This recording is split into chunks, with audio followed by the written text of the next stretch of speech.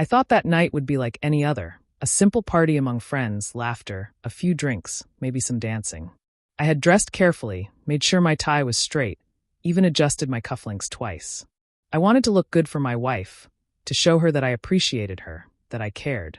She smiled when we stepped into the house, her red dress hugging her curves in that effortless way she always managed, and for a fleeting moment, I felt a spark of hope that tonight might be perfect. But hope is fragile, and it shatters faster than you can imagine. We mingled for a while. I introduced her to friends, made small talk, laughed at jokes, tried to keep the mood light. She was quiet, though, just a little too quiet, her eyes flitting from guest to guest, her phone buzzing in her clutch like it had its own heartbeat. I didn't think much of it at first. I trusted her.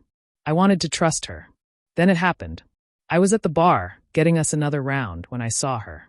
Not just across the room, not just speaking with someone casually, but leaning too close, laughing too much, touching his arm in a way that made my stomach twist. He was tall, confident, exuding a charm I knew I didn't have. My chest tightened, a warning bell that I tried to silence, but it wouldn't stop ringing. I walked over, smiling, trying to convince myself it was innocent. "Everything okay?" I asked, sliding my hand onto hers lightly.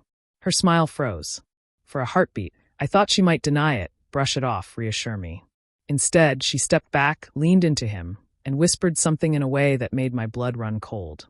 Then, without a word to me, she turned and walked away with him. Just like that. I stood there, stunned, the room spinning. Laughter and music surrounded me, but I felt nothing. My hands clenched into fists. My heart raced, not with anger at first, but with disbelief. She, my wife, was walking out with another man. At a party I had brought her to, among friends who were now staring at us, mouths agape. I didn't follow her immediately. I needed to, but I forced myself to breathe, to think. My mind raced through possibilities. Was I imagining it? Did she suddenly remember some work obligation? But the way she had leaned into him, the casual intimacy, the way she didn't even glance back, there was no doubt. I returned to the bar, ordered a drink, and tried to calm myself. Everyone around me noticed the tension, the shift in my demeanor. Whispers began to spread. "Did you see her?" someone asked. "She left with him, right from your side." I nodded, a small, controlled motion, my lips tight. And then, as if on cue, an idea formed, a way to respond that no one would expect, a way to reclaim control of the night without stooping to confrontation or humiliation. I walked back into the main room, where the music was louder, the chatter more animated. I tapped the microphone by the DJ booth, gaining everyone's attention. "Ladies and gentlemen," I began, voice calm, clear, commanding. "I'd like to make an announcement." Heads turned. Eyes widened. My wife, across the room, looked at me in confusion, realization dawning. "This party," I continued, "was meant to celebrate friendship, laughter, and loyalty. Unfortunately, not everyone here understands what loyalty means. And that's okay. Tonight, I learned something important, that actions speak louder than words. And I won't waste another minute questioning who deserves my trust." I paused, letting the silence stretch just long enough for the weight to settle. Then I said the part that shocked everyone.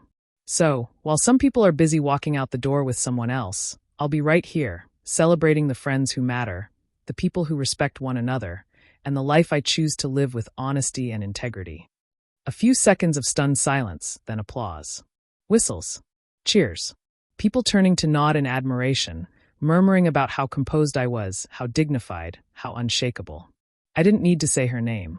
She knew. She felt it. And in that moment, I didn't feel anger. I felt liberation. I walked back to my friends, clinking glasses, laughing, engaging. The night no longer belonged to her or the man she had walked away with. It belonged to me, to the version of myself who refused to be humiliated or controlled. By the time she returned, hours later, slightly disheveled, probably hoping for some kind of apology or explanation, the mood had completely shifted. She found me surrounded by friends, smiling, laughing, living. The contrast was brutal, undeniable. She tried to speak, but I raised my hand politely. "I think we both know what happened tonight," I said calmly. "I suggest you leave before anyone asks questions you won't want to answer." She left. I didn't chase her. I didn't plead, argue, or try to convince her to come back. The truth had spoken louder than any argument ever could. And as she walked out, I realized the night had given me something more valuable than humiliation or revenge. It gave me perspective, clarity, and a sense of strength I hadn't felt in years. By the end of the evening, I was still standing among friends, smiling genuinely, raising my glass high. The whispers about her betrayal faded into the background because I refused to let them define me. And deep down, I knew this was only the beginning of freedom, of self-respect, of a life where I would never again be treated as expendable. She walked out with another man. I stayed composed, confident, and unbroken.